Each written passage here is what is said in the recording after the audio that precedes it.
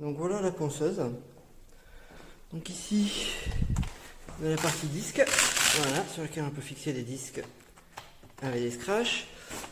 Sur le devant, on a la brosse ici qu'on peut mettre ou ne pas mettre pour avoir une petite brosse.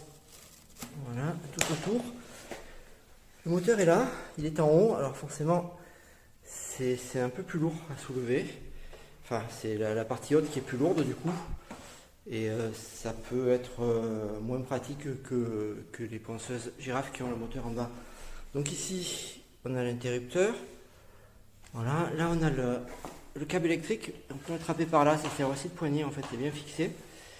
Et là on voit il y a un clip, elle est pliable à ce niveau. Donc là, si on remonte, voilà l'interrupteur. On a ensuite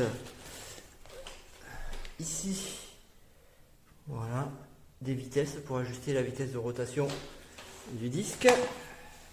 Et là, on a le bout avec la poignée. Et là, on a la sortie pour l'aspirateur. Alors, ça tient pas très bien. J'ai bien un gros scotch, ça fait bien le taf. Et ça marche bien, pas besoin de plus. Hein. Je l'ai relié à l'aspirateur de chantier.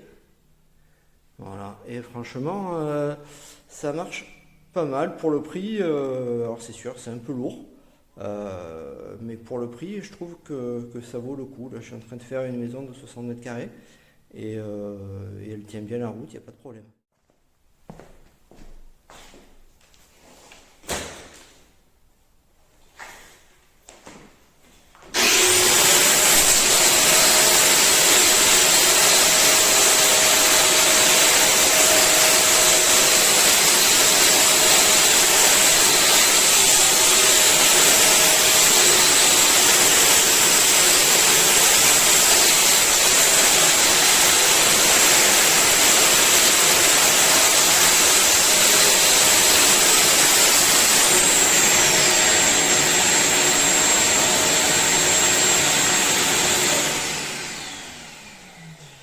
Voilà, et comme on peut le voir, la tête est rotative. Hein.